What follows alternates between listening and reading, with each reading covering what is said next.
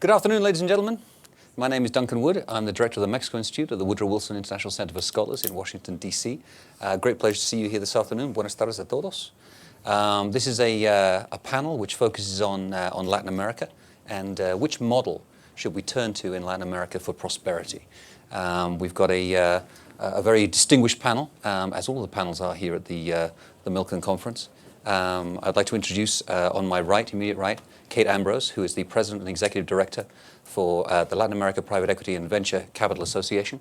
To the right of Kate is David Dreyer, Chairman at the Annenberg Dreyer Commission and former U.S. Congressman. On my immediate left, Carlos Elizondo, an old friend of mine, Professor at the Center for Research and Teaching in Economics in Mexico City, the CIDE. And to my far left, we have Eduardo Moron, the Director of Economic Studies, Latin American Reserve Fund. Not an old friend, but a good friend for the last 10 minutes. So there we go. This is going to be kind of a rapid-fire session. I mean, it's extraordinary. We only have 1 hour to get through things. So I think we should just launch straight in, if it's okay with you folks. We have the opportunity to discuss overall tendencies in the region, the challenges of questions such as human capital, and what are the prospects for Latin American integration, trade, investment with Asia, which is one of the issues that our panelists have asked to discuss here. I'm going to launch straight in. I'm going to turn to you, Kate. If I could ask you, what do you think is the good news that's coming out of the region? What would you focus on in terms of that good news? And what do you see is the real potential for Latin America? We have a number of slides that we're going to put up here. Are you controlling the slides back there? If you could put up slide number 1 for us, just to give the folks an idea of, this is comparing US GDP and select Latin American countries. You just wanted to comment on that story, Kate, for us. Sure. Well, it's interesting because from the perspective of the world that I move in private equity, I heard this on the private equity panel this morning, it's not only about GDP growth, right? And actually GDP has slowed in some of the economies in Latin America, but that doesn't mean that there aren't still excellent investment opportunities and that the region hasn't changed fundamentally over the course of the last decade or more.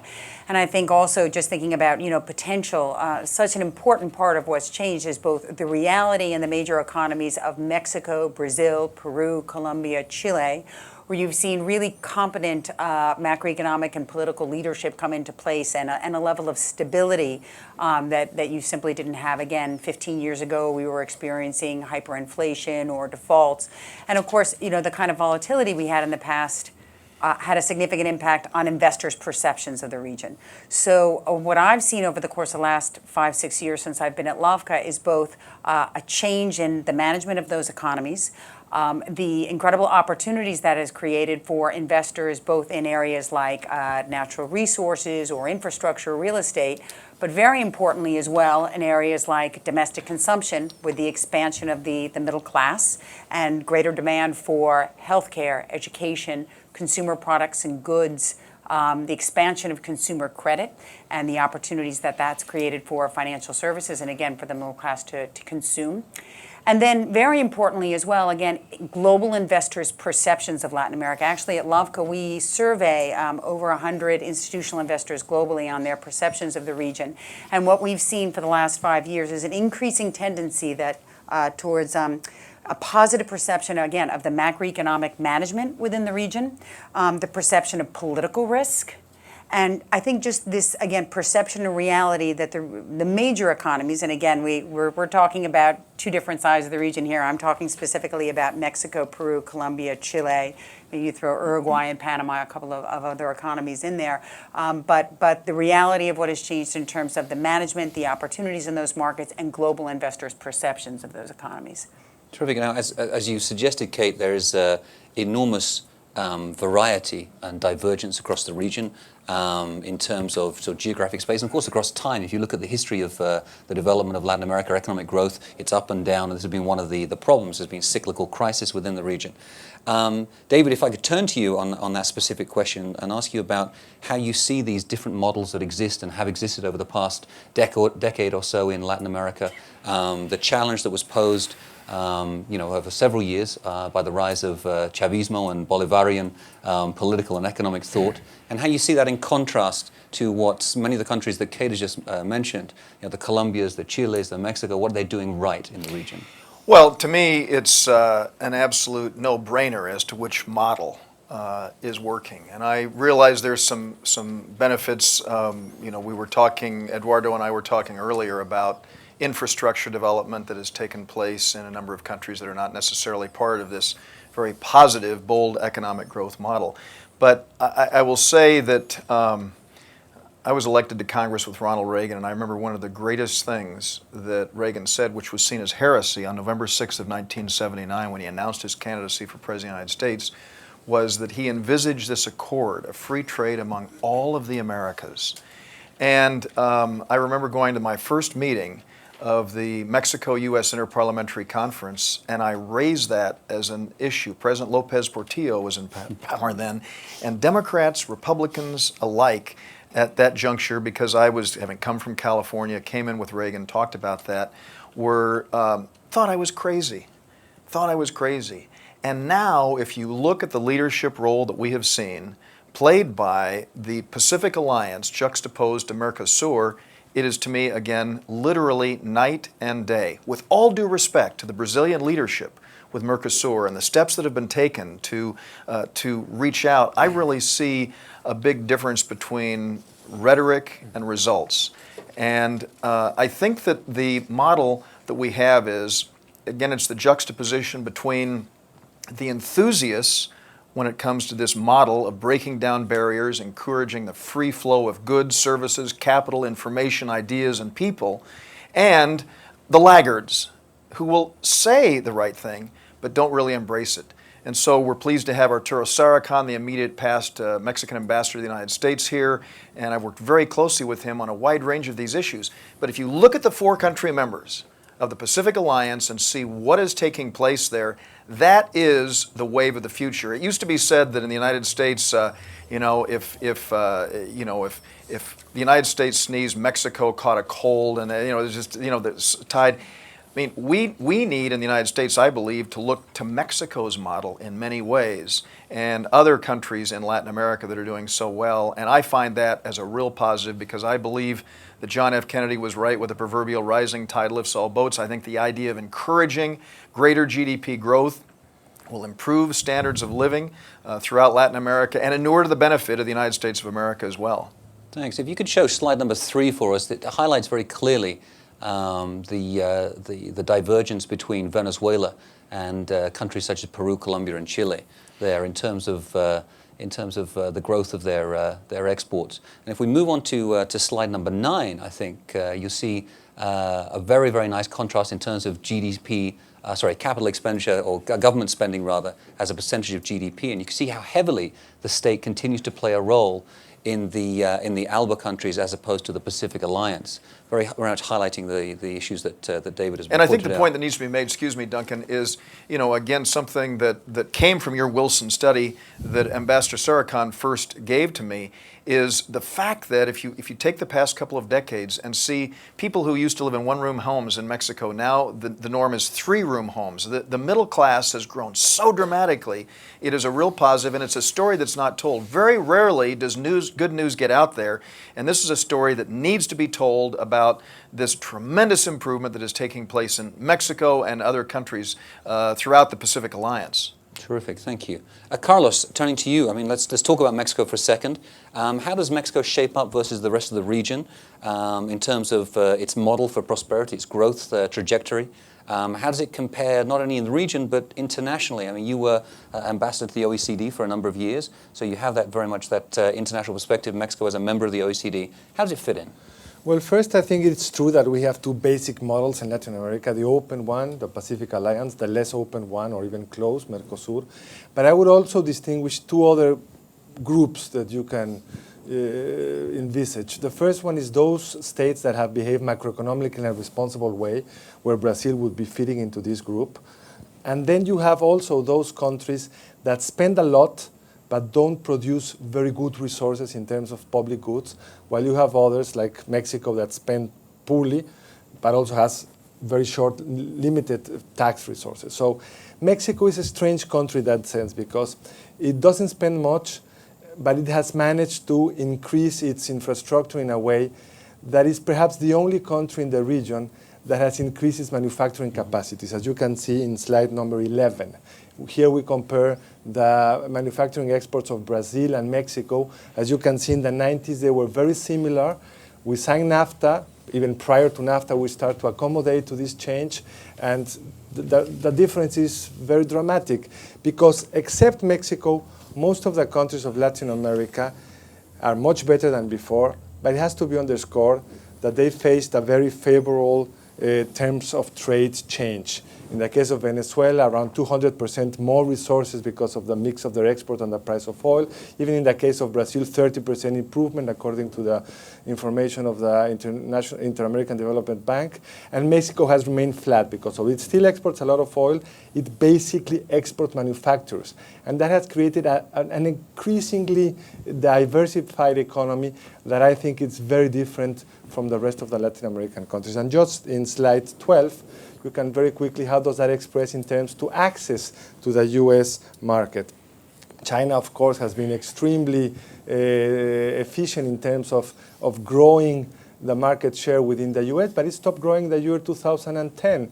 And Mexico has again continued growing, and you could compare the success of Mexico vis-a-vis Japan that has collapsed. So Mexico has regained a manufacturing capacity that I think is having a lot of impact in the terms of the link of Mexico with the rest of the country, and that kind of the sort of policies that are needed to sustain that.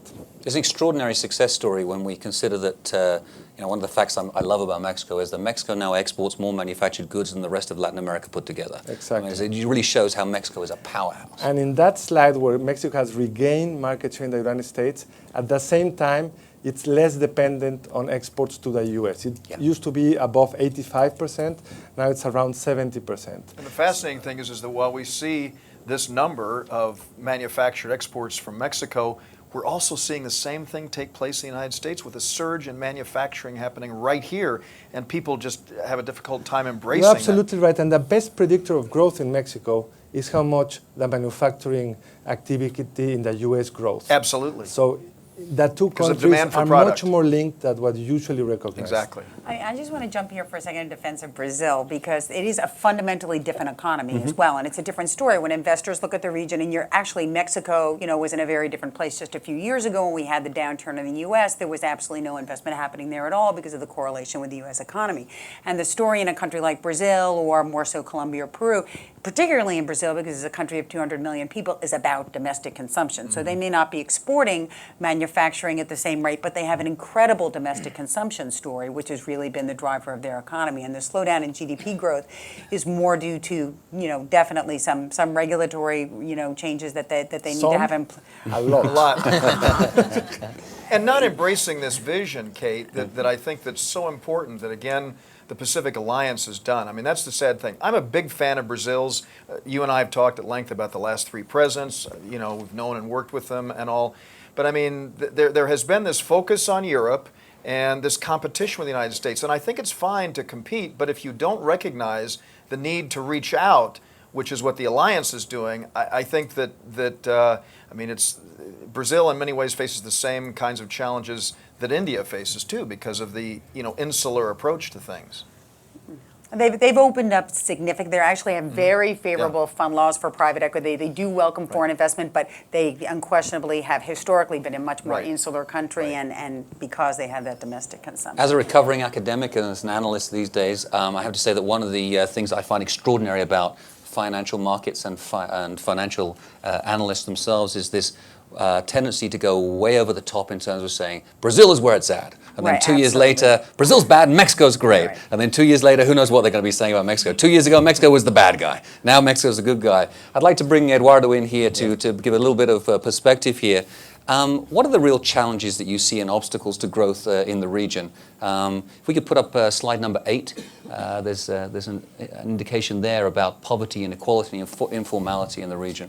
Yeah, I came from an institution that is kind of a party pooper, no? So basically our mission is to say the governments, you're not that great. You are not doing as much as you could.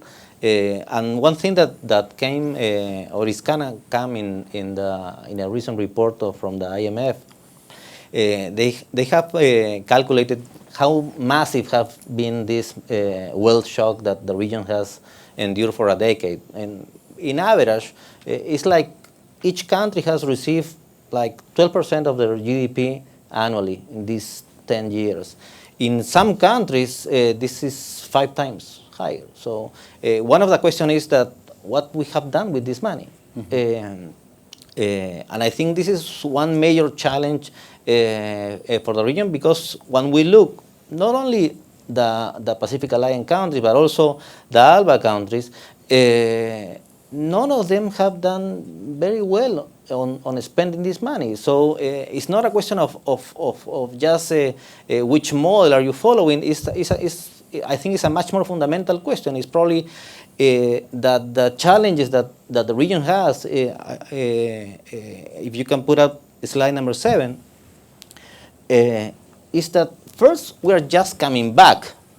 This is the GDP of Latin America compared to the US. 100 years ago, it used to be 1. Now we are just coming back. So and we have a long run to follow. So I think that the main challenge for the whole region is to be competitive in this new environment, and for that, the region, I think, has to implement a number of reforms that nobody wants to get into. Okay, labor market reforms, how the government, as Carlos was saying, how the government works. It used to be the money the problem. Now it's not longer the money the problem. Now it's this type of reforms that have the characteristic that typically you have the rewards on the long horizon. So politicians don't want to get into it. Carlos. Well, I think that it's very important what Eduardo is saying. We did it right in the sense of having the correct macroeconomic institutions in most of these countries. But the main driver of growth is China and its appetite for commodities. And that's behind the success of most of these countries. And that's what explains why, in spite of an especially bad macroeconomic policy, Venezuela has survived, because that shock has been such in 10 years that they can even fund such a disastrous economic policy. But we have to consider the fact that we haven't developed the sort of institutions that East Asian countries have been developing in the last 20 years. We haven't been developing the kind of infrastructure that East Asian countries have been developing, because we've spent a lot of this money unwisely, as Eduardo just said. Perfect. Now, getting into long-term issues, challenges for the future prosperity in Latin America, one issue that automatically comes to mind is, of course, the question of education. Latin America as a region has benefited from an extraordinarily positive demographic growth pattern. If we could put up slide number 10, please. We can see here an idea of how this has changed over time. We see the traditional demographic or populational pyramid back in 1950, which has changed dramatically now. So we see that big bulge of young people growing up now and a rapidly aging population in the region. So what was once seen as being a very, very young region is still a young region, but in a few years' time is going to be getting dramatically older. Kate, what do you see how do you see this being a challenge for the future of the region? Well, I have seen the numbers that indicate, that younger generation is going to be, we're going to be seeing aging in the region over the course of the next few decades. I think generally investors are still focused on the fact that there is an expanding middle class and consumption. There's still a long trend in the growth in consumption. So it's not only the youth population, but the fact that the middle class has been expanding again, consumer credit has been expanding, and that there's a huge opportunity to be providing products and services, as I said before, like education and healthcare. I do think, coming back to your initial point around education, that there is a challenge in terms of the labor market, because we see countries like Brazil and Mexico as actually quite tight. I mean, for all intents and purposes, you're almost at 0% unemployment in a country like Brazil. Everyone knows in Brazil how expensive it is to hire a nanny, let alone to hire an engineer or an investment banker or a lawyer. So I think that there is a lot of attention to the focus of education, and that's a problem that's only going to get solved over a longer period of time. We've seen actually significant inflow from Portugal and Spain and even some other European countries as well into the labor market in countries like Brazil in particular, but other countries in the region as well. And then the Argentines, who have a much less attractive opportunity in their own domestic market, moving into countries like Brazil and Colombia to fill that labor shortage. And we've also seen significant, again, investment into the education sector, and the expectation and the urgency to have a better educated population to be filling those filling that demand in the labor market. Right. If we call up, David. Well, I was just going to say that I think that again, getting back to this whole notion of global competitiveness, Kate's argument about focusing on improved education, I think is something that will take place as there is greater competition. I mean, one of the compelling arguments that we make in the United States is we deal with this challenge. I mean, we have the best post-secondary education system, but we really lag in K through 12.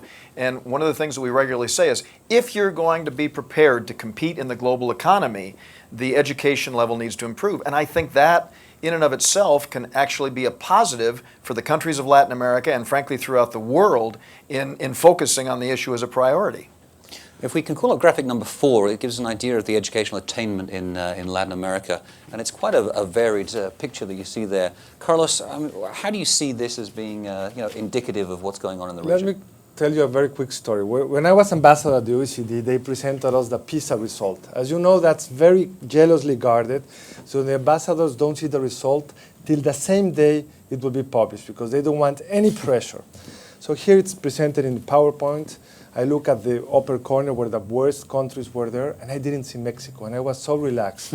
Then I realized it was out of the... we were so bad out of the chart. It was worse than Turkey. They were only presenting the 30 OECD countries that we were then. Fortunately, Latin America participates also at PISA, and if you look at the whole series, Mexico is bad, but not as bad. Brazil is worse than Mexico. Even Argentina is worse than Mexico. Chile is better than Mexico. But the whole region has very low quality education. And it's not that we are not spending a lot, because we do spend a lot. As a percentage of GDP, Mexico spends more than Korea, and Brazil spends much more than Mexico. So the problem there is your bureaucratic capacities to make that money reach the people. Getting more bang for your buck. Exactly. Fortunately, Mexico is starting an educational reform, which is going to be very long, but is trying to get control over the educational system that in Mexico, as in many countries, has been under the control of the trade union. It has been more important the rights of union workers than of kids in Mexico. Mm-hmm. And many Latin Americans have the same problem. So at the end... And the United States of America has the same problem. But in Mexico, it's, I think, even worse. Very quickly, the point is that it's not just a question of investing much more money. You need to have the proper institutional structure and create the meritocratic logic behind successful educational systems that starts to make people realize that it's not just a matter of having a degree. Latin America is very formalistic, and once you are a doctor, you are a doctor. But as a friend used to tell me, being a doctor doesn't make you bright. Having a primary degree doesn't make you good. You need quality. And Latin America, I think, is well behind Eastern Asian countries and many other countries with the same level of income. Eduardo, can you talk about the supply of skills within the region, the demand for different kind of vocational skills in the region, how human capital is really going to be fundamental for the future of Latin America? No, it's a major driver of potential growth. The problem is that, as Carlos was saying, that this is a reform that is going to take a long time. So one thing that you need from governments in the region is perseverance, so persistence along the way. From one government to the next, and you don't see that. They tend to change governments, and they tend to change priorities. So if we are not going to get that, so we are not going to have the potential growth that we might expect from human capital. So I think this is a major challenge for the region. I think that I know that both Carlos and myself have seen this, both being professors in Mexico. There's a serious problem with keeping your best and brightest within the region. There's a tendency for many of the brightest people to go outside of their home country, go and study a graduate degree, and look for opportunities elsewhere, just as the same way that I did when I was a young man. But at the same time, there seems to be a very positive dimension to this labor market mobility for the best and the brightest. That doesn't necessarily exist for everybody. And I think this leads us directly into a question that I'd like to ask David to do with immigration and how you see the future of the immigration debate in this country and its relationship with human capital, human resource needs within the U.S. economy. Well, Duncan, this has been a very painful issue for me personally over the last decade because on February 7th of 2004, when President Bush advocated a comprehensive approach to the issue of immigration, I said, absolutely. And I was here in Los Angeles just tarred and feathered, attacked for being Mexico's representative in Washington, not California. I mean, it was just a horribly bitter, ugly debate. And I'll just give you one little anecdote that was just so horrible on this. A majority of the people who work in my office happen to be Mexican American, and some of the people who were part of the audience of these programs that were promoting this keyed and spray painted the cars of the Mexican Americans that worked for me. I mean, it was that virulent, and it made me so angry. Well, I actually feel guilty having stayed in Congress as long as I did, because within literally weeks of my departure from Congress, we are in the midst of negotiating the Trans-Pacific Partnership, the U.S.-EU Free Trade Agreement, and we may get immigration reform done. And if I'd left years ago, I might have been able to avoid all of these headaches that we have today. I also remember that just 7 days before September 11th of 2001, we had an address to a joint session of Congress by President Vicente Fox. And I believe at that juncture we were poised to take this issue on. And obviously we saw this great change. But I'm so encouraged and so optimistic about this. And yesterday I was at the panel that took place on this issue of immigration. One of the things that I said to all of my friends who were on the panel afterwards, my former colleagues and everybody, I talked to everybody on the panel, is that I think that a word that needs to be brought to the forefront in this debate, it never came up in this discussion, is this word amnesty. And we know what a pejorative that is as we tackle the question. I know I'm sort of going beyond your notion of just the movement of human capital, but and the reason I talk about this term amnesty is that if you look at what we have in the United States today, it is de facto amnesty with the people who are here. And what we need to do is then look at the dictionary definition of the word amnesty, Duncan, and I think that definition is a free, full, and complete pardon. The moment any kind of hurdle is placed, they are not receiving amnesty. They, in fact, are penalized from that.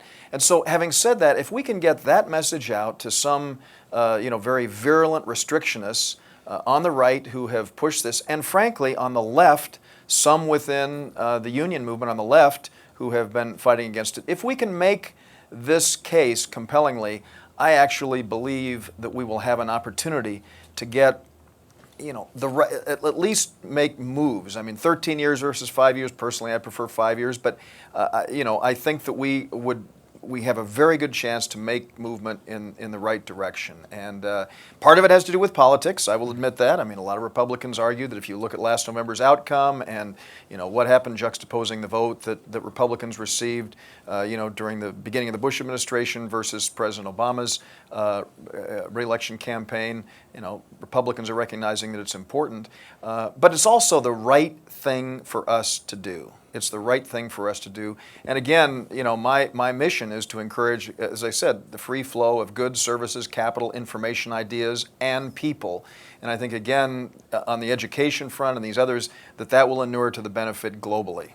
I thought it was fascinating to listen to former Prime Minister Blair talking about what happened in the United States after 9/11, the fact that there was a clampdown on student visas, and a country like Britain benefited from that. Right. If you look at the numbers, If you look at the Institute for International Education's numbers on foreign students coming to the United States, it took such a big hit afterwards, and it's only now really recovering. But some countries have recovered much more slowly than that, Mexico being one of them. Mexico really is dramatically underrepresented in terms of Mexican students studying in the United States. One of the things that I personally hope is going to come out of this week's visit by President Obama to Mexico is a new initiative on educational exchanges to build on what's already exists in terms of the State Department's 100,000 strong initiative to try to bring more international students to the United States. I see that very much as a positive win-win situation for both countries. U.S. universities benefit by getting these international students in. Those countries who send them benefit by getting a significant percentage of those people back afterwards who have high-quality training and work in their economies. I just want to jump in on that topic because actually, and slightly refute the point you were making before about students from Latin America coming to do their MBA in the U.S. and staying in the U.S. Because actually a significant part of the trend that we see in the opportunity in the region is the closeness of the cultural ties between countries like Brazil, Mexico, Peru, Colombia with the United States as compared to, say, China and India. And those students who are, and to be fair, this is an elite. So, it's interesting the numbers on Mexico being less represented as compared to some of the other countries. But there is an elite, at least, of students coming from the top families in those countries, the top businesses, family businesses, coming, doing an MBA at Harvard, at Wharton, and going back. Overwhelmingly, those students are going back. I know because I speak at business schools all the time. We do actually meetings with MBA students at LAFCA on a regular basis who are looking for career opportunities in Latin America, and they are being snapped up. There are greater opportunities for those sort of who have had an educational experience. In fact, that's the sweet spot of the youth in Latin America that have both the cultural understanding and the personal connections and networks in the business community of their own markets and, an international perspective on business to be able to go back and execute on that. And most importantly, they're also succeeding as role models. We've seen this whole new evolution of entrepreneurialism in the region with much more activity on the venture capital side and startup. And some of those youth who in the past would have gone to work for the bank or the family business, taking a risk and doing, having a startup and actually participating in an accelerator program. And I can't say how significant the role of the 20-somethings, the people in their 20s who've done their education internationally and going back to the region, the impact that they're having on the opportunities. I thought that the Fulbright organization really missed an opportunity at this conference actually to be here and to see how many Fulbrighters are here who then went home to their home countries afterwards. Well, you're obliged as a Fulbright to do it. But I fully agree with what Kate said. And in the more general context of what David was saying, it's a good moment to do the amnesty because last time you did it. But it's not amnesty. It's not amnesty. That's my point that I'm making here.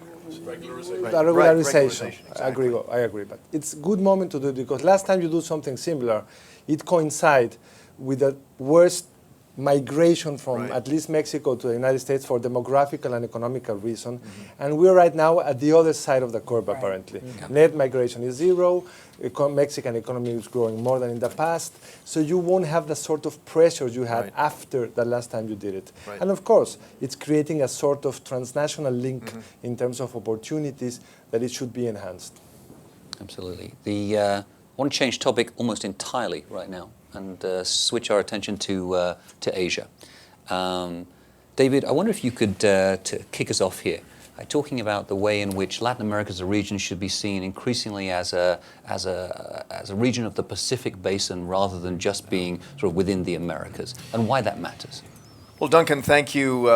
We discussed this ahead of time, and you're really outlining the raison d'etre that I left the United States Congress. There were a lot of reasons, but this was really the key one. I was approached by the Annenberg family, my family had been close to them for years, about the fact that there's this amazing place, and Mr. Surkan's been there and others have, in the desert in Rancho Mirage that was the home of Ambassador Walter Annenberg. And he, having been the ambassador of Court of St. James under President Nixon, talked about the fact that in New York and Washington we have a tendency to be Eurocentric. Our focus is on Europe, the Middle East, and Africa. And if you look at the fact that nearly 2/3 of the global GDP and nearly 2/3 of the global population is around the Pacific, it is so often forgotten. And so this is, 2 decades ago, Ambassador Annenberg talked to me about this vision. And so I've come out and just started a commission, which is consisting of a wide range of people who are helping me do everything that we possibly can to strengthen ties between Asia, the Americas, and the rest of the greater Pacific. And we find that there is a great opportunity here.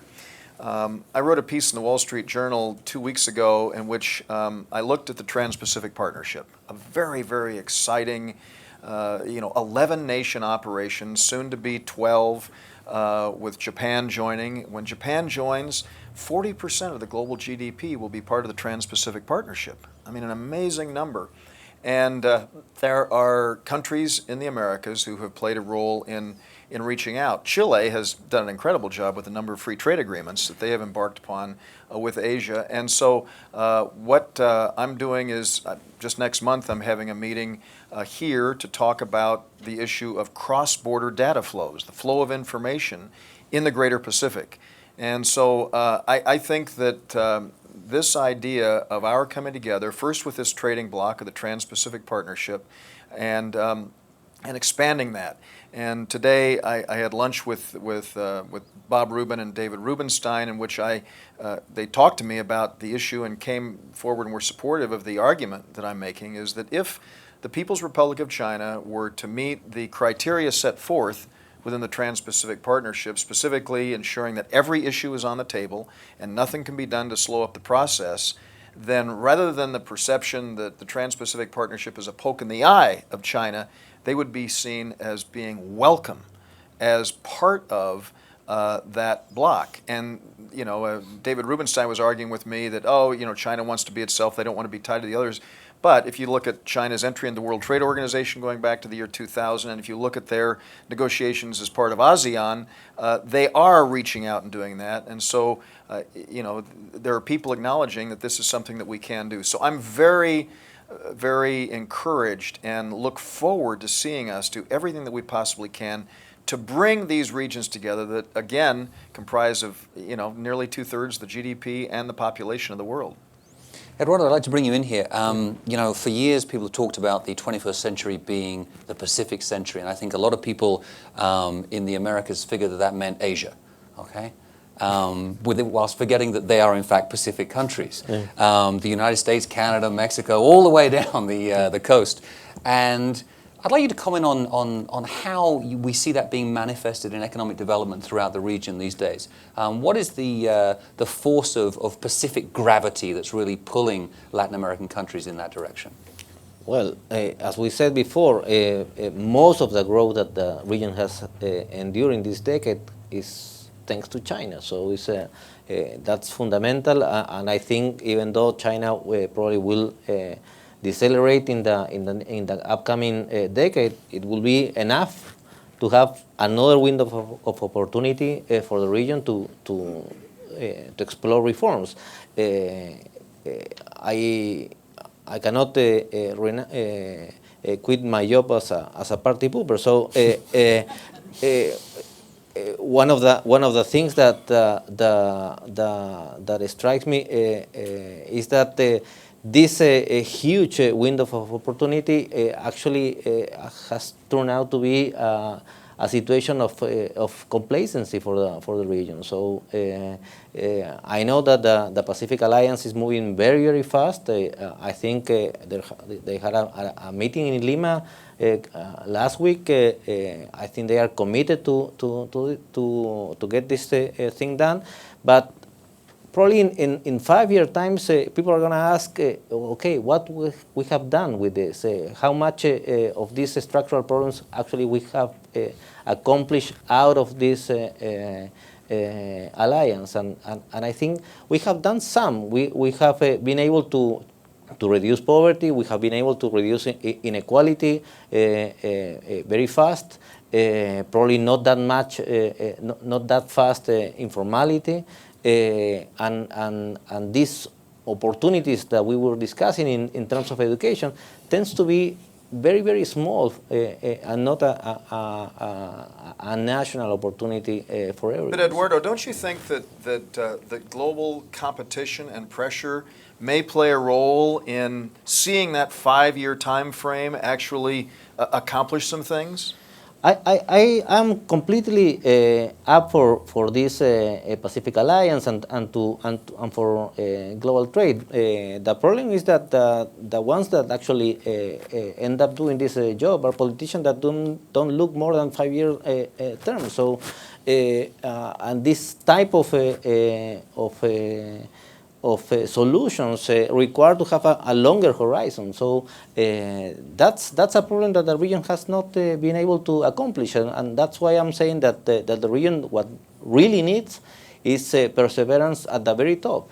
You see that on the private sector, but you don't see that on the public. Fortunately, private sector flows are always ahead, of where Sure, policy is in government. So of course we see, incredible activity on behalf of China, Singapore, all of Asia, in Latin America, and it's really up to, the private sector as well in Latin America to think about how they're partnering and taking advantage of those opportunities. Yeah.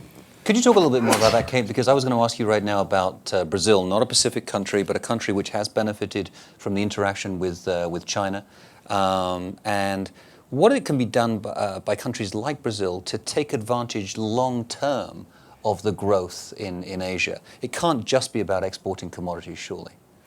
No, I think it's not. I think, again, from our perspective on the private equity side, we see sovereign wealth funds such as CIC or Temasek or GIC out of Singapore with great interest in Latin America. I will say, you generally tend to see much of the interest in Asia focused on natural resources and on the opportunity to take and sort of grab those natural resources. So I think there's an enormous responsibility for governments to think very carefully about how they work. And we've seen that problem in Africa and then in countries like Venezuela and Bolivia where they haven't negotiated as well. But there is technology transfer. I mean, there absolutely is investment across sectors, not only in natural resources. And of course, Brazil in particular is at the forefront globally in agricultural innovation. I think this is less of an issue, frankly, with China than it is with Africa. There are a number of private sector and government entities that have targeted Africa to export some of the agricultural technology that's been developed to try and deploy that in other parts of the world. But I think, that the issue with Brazil is coming back to where we started at the beginning. They have been somewhat introspective. They have a little bit of a chip on their shoulder with, say, the United States and some of the developed economies. They are very proactive in seeking those opportunities to build another trade bloc and other kinds of strategic relationships that frankly don't necessarily focus on the Northern Hemisphere, US and Europe. So they're thinking very proactively about how to engage with China, India, and other Africa, other developing economies. By contrast, Carlos, I mean, Mexico has over the past decade or so, has adopted a rather defensive attitude towards China. And it's only in recent years they've really begun to think about it as an opportunity rather than a risk. Well, it's natural because it's the only country of Latin America where there's competition. Yeah. That means if you look at when exports of goods from Mexico to the U.S. started to stop growing, it was when China entered the World Trade Organization. Yeah. So, of course, the level of the relationship is very different. However, it's worth having in mind that China exports more to Mexico than to Brazil. In terms of trade relationship, the trade from China to Mexico is more intense than the trade from China to Brazil. Why? Because at the same time, they are becoming increasingly complementary economy in terms of the type of inputs that are then processed in Mexico. The big opportunity for Mexico right now is trying to profit from what we can envisage is a change of model in China, moving much more into a consumption economy where they need more goods that Mexico is efficiently exporting to the US and that could be exported without problem to China. The Audi factory that has just been will start producing in a couple of years in Puebla. One of its aims is exporting one single model to all the world, including China.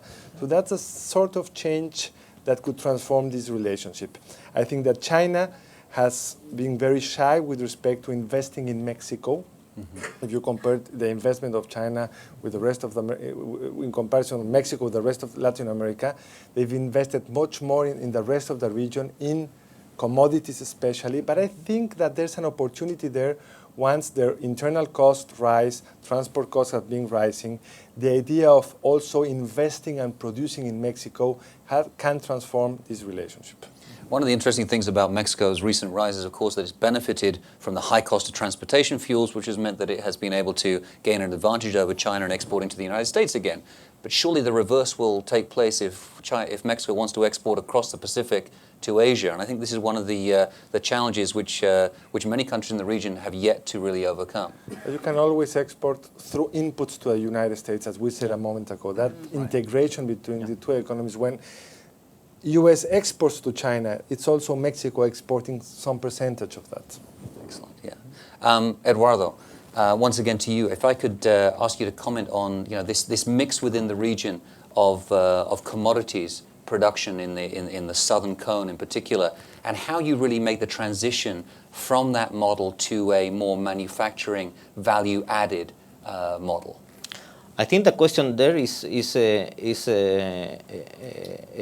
based on the education sector. You have the money, now you have to translate that money into much more opportunities.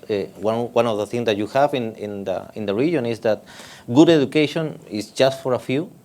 Even you have very bad private education as well in many parts of the region. So it's not just a question of switching to private.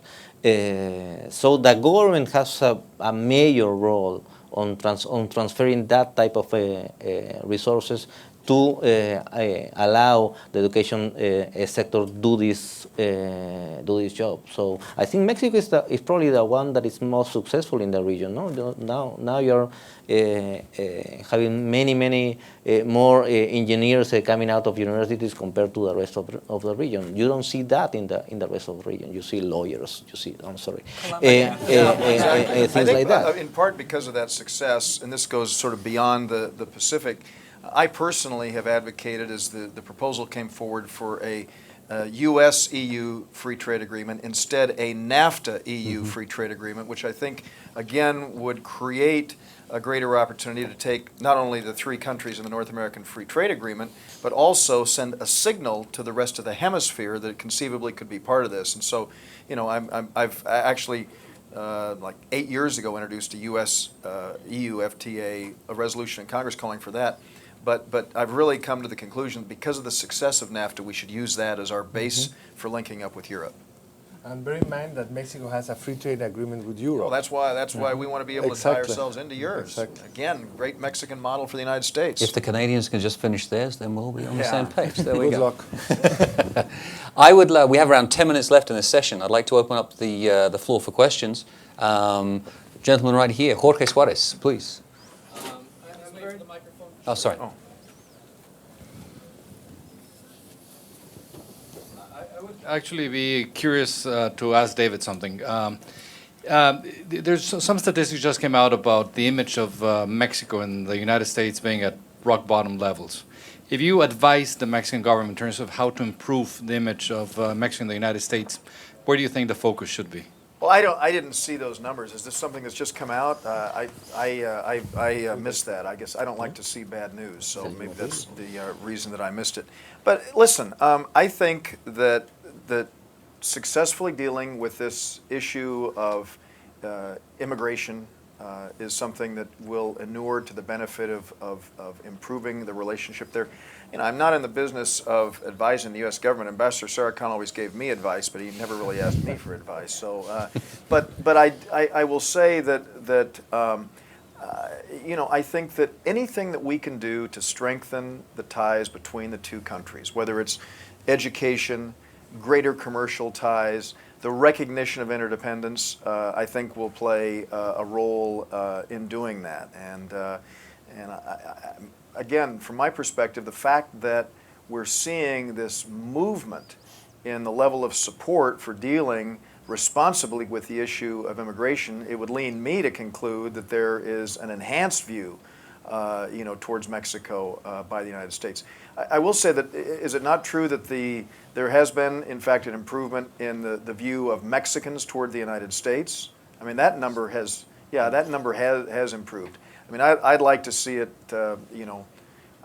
obviously I want to do anything I possibly can to encourage it. I don't have the exact answer. I think you're talking about the Chicago Council and Wilson Center study that we just put out a couple of days ago. Yeah, Exactly. It's a small sample. It's about 1,000 people, but it does show that Here in the United States. Yeah, here. So it's U.S. attitudes towards Mexico and to Mexicans. They didn't ask me. And what's interesting about it is I think it highlights part of the challenge that the Mexican government is facing right now. They've done a great job of getting a much more positive message out there into the world, but it's been largely in the financial press. It's been Financial Times, it's been The Economist, New York Times.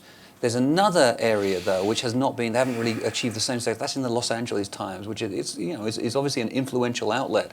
And I think that the latest figures build on some of the numbers that came out in the fall of last year from a company called Via Novo, which produced a beautiful word map of the words that Americans associate with Mexico. And it was organized crime, violence, etc. That highlights the scale of the problem, I think. And so you've had great success at one level in really the elites in changing the story. But at the level of the street, I think it's going to be a much more difficult thing to do. And I think perhaps the best example of how long it takes is to ask your average American what they think of Colombia today. In this room we would all say Colombia's a great success story.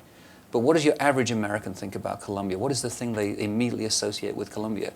And that is changing, though. I will tell you. I mean, I haven't seen studies on it, but I mean, there was so much attention focused in the debate that we had on the Panama and Colombia FTAs, and obviously South Korea was in the mix on that.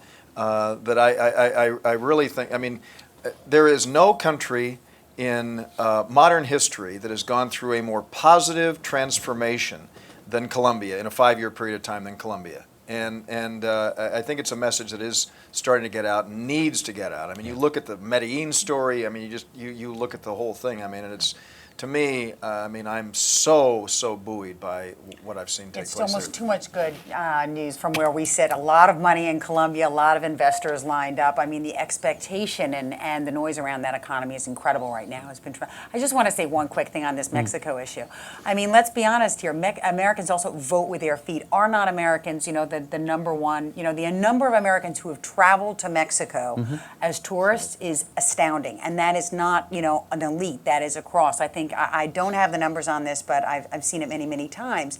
And I'm not sure, I remember that during the downturn and when we had, the bad news on violence and the rest of it, and even the health issue, there was a dip there, but I remember seeing those numbers come back as well. So I think, the perceptions, and we see this with Brazil versus Mexico, the polls, et cetera. And frankly, I get that question from Mexican investors all the time. The Mexican fund managers, what can we do to improve our image to global investors?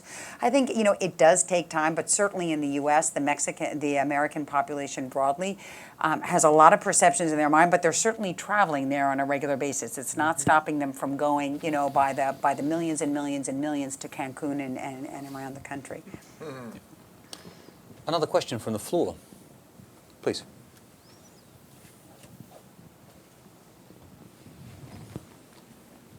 I will agree that. Sorry, could you introduce yourself? I'm sorry. Herman Santos from the LA County Retirement Board. Thank you, Herman. I do agree that the image in the United States somewhat has changed because Mexico now is being seen by some of the people, some of the public here, as the drug-infested society replacing Colombia. And for Colombians, it's actually, having been in Colombia and Peru in the past month or so, it's welcome news. I hate to say that. But the question that I have is, what has been the impact into the Colombian and perhaps Peru's economy, this drain of capital from Venezuela as a consequence of what's going on in Venezuela? I mean, there are some people, and President Uribe at one point was talking about the fact that Colombia has benefited by the inflow of not only money from Venezuela, but also the people capital, of the know-how. So what do you think about that? Eduardo, would you like to take that one? Now I live in Colombia, and what I have seen is there is a massive inflow from from Venezuela to Colombia, you see, for example, probably the best example of that is Ecopetrol. Ecopetrol is now full of ex-PDVSAs that they knew how to find oil in Colombia. Colombia now produces more oil than it's like twice as compared to Ecuador, and it's going to be now like half of Venezuela. Production So, there has doubled in the past 5 years. yeah, so it's and that is not human capital from Colombia. It's just the knowledge that is coming from Venezuela. So it's amazing how much this transfer has been. Another question. See, Carlos, yes. A little bit broader, but I like to, I mean, we've been very optimistic with respect to Latin America, which is fine. But I think we have to bear in mind one thing that Eduardo already said, which is first, we are just recovering. Bear in mind that we used to be a much more prosperous society compared to other regions of the world. And second, even though growth has been much better than in the past, it's still far beyond the levels of growth that will transform your society in a generation. And in particular, in the case of Mexico, you asked that question at the very beginning of your panel. It's always risky to be the country in fashion because you can very easily disappoint. And in the case of Mexico, I think that the growth will remain relatively low. In fact, I think this year would be worse than the previous one. We'll be growing less than 3.5%, because even if you start doing these reforms, which the current government is doing, you have to land them. You have to implement them in order to actually change your productivity path, which is extremely complex. So the region needs to be, as Eduardo has been saying, very consistent in order to gain from the sort of reform that some of these countries have made, but need much more time to actually have the impact. The success story of Mexico is in many ways because of NAFTA. And it took more than 20 years to actually have the impact people were expecting to have much quicker, in part because we didn't do some of the reforms we should have been doing after NAFTA. But the point is, the reforms take long to create positive impacts, and politicians are usually pressured by the immediate need to do something, and then governments start to overreact in a way that can destroy part of this success. Our mutual friend Luis Rubio has commented on this a number of times. He says that the NAFTA was crucial because it basically imposed a straitjacket on successive Mexican governments to not go back on the reforms that were taking place in the mid-1980s after the Latin American debt crisis. And I think the free trade agreements could be incredibly useful for that. And looking forward to the future, the TPP should surely be seen in that sense. Absolutely, and I think that I think to me, as I look at Mexico, there used to be real concern about a couple of the political parties concerned the United States about the PRI, and now, and of course the PRD, but now to see all three major political parties in Mexico basically embracing very similar policies towards the United States is again a sign that is very, very encouraging for me. And I've got to say that Eduardo may have wanted to be the party pooper here, but you've done nothing. You've done nothing to hurt. You've enhanced our party, I want to say. And since you're Peruvian, I'd like to tell you a little story that is one of my favorites, as it looks to the question that we're put forward here of which model for Latin American prosperity. And it has to do when we were trying to pass the U.S.-Peru Free Trade Agreement. And I was in Lima sitting with then President Alan Garcia, who, as we all know, was president in the 1980s when he was a very young man. And when he was president in the 1980s, he was very, very far left. I mean, hard left. And then when he came back to power, he basically was Reagan-esque, for lack of a better term, as president. And he looked to me as we were trying to do this, and he said, the worst 5 years in modern Peruvian history are when I was president. He said, I learned that the statist collectivist high-tech... He said this to me, yeah. He said that. Oh, listen, I just was listening to him.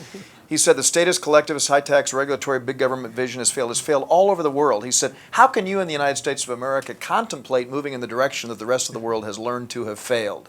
And I know about the wavering popularity of former presidents and all, but I do think that indication of where we've seen, especially the Pacific Alliance, go, is something that clearly is, as President Garcia said to me at that time, an indication of the wave of the future. That's my personal view. But Oh, if I can comment on that, one thing that you see in the region is the importance of the characteristic of the presidents. The presidents are they can do a lot of good, as in Garcia 2.0, okay, Right, exactly. or a lot of bad in 1.0. So it depends a lot, and that's a risk. That's a major risk for the region. That's why I ask for perseverance. Okay, or the wood type. Exactly. Okay. Right. Yeah, Chavez has been perseverant too. Yeah. Yeah. Ladies and gentlemen, we've come to the end of our time. I'd like you to give a big round of applause for our panelists.